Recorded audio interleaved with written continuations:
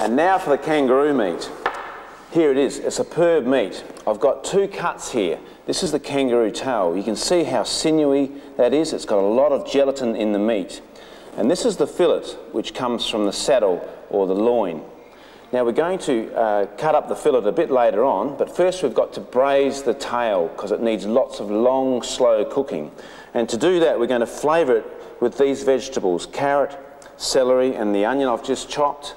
Also, some other flavourings that'll go in will be a little sprig of fresh native pepper leaf, just for a little spice, some thyme, bay leaf here, and then we've got some nice light beef stock.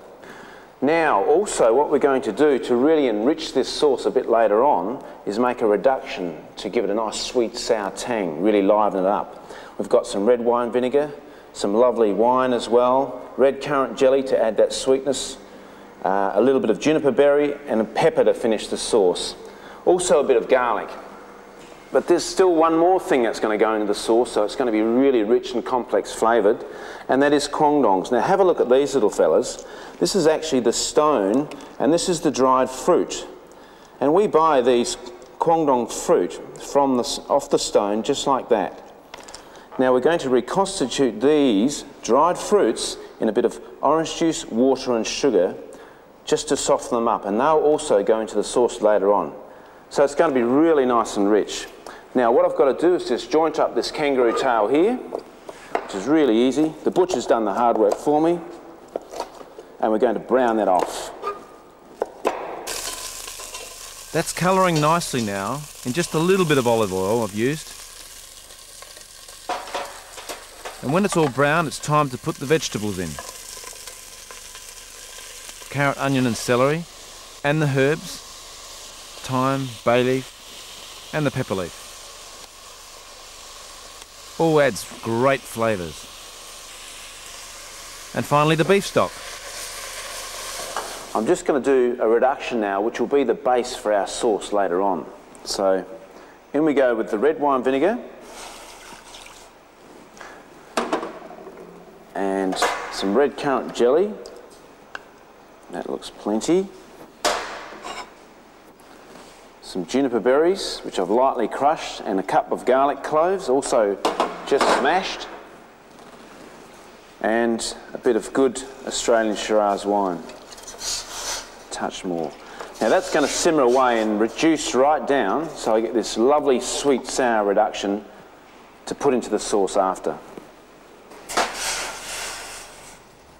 Now to soften up the kwangdongs, we simply bring them to the boil with the water, the sugar and the orange juice. Very simple. You don't want to overcook them.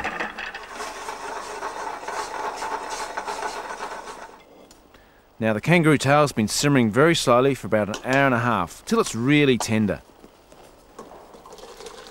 And we strain the sauce off and finally add that nice rich kangaroo tail stock to the sweet sour reduction I've made.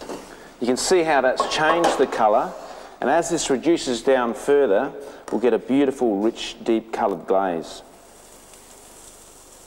Now we'll season the meat and barbecue or char grill it to your liking.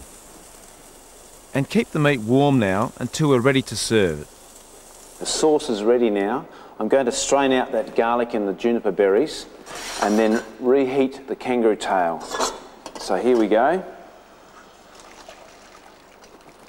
Oh wow, the aromas coming off of that are just superb. We've got our nice glaze here. Turn the heat back up. So we're going to now reheat the kangaroo tail in this lovely sauce. In we go. And of course, we want to have that nice character with the kwangdongs, a lovely flavour. In they go. Now I just also want to add a little bit of spice here, some fresh ground pepper, just to complement that Shiraz wine. Now I love to serve braised meat with some baked polenta, the sauce going on, the kangaroo fillet and perhaps some choy sum. What a superb dish. I just know it's going to work with this wine. I don't even have to try it.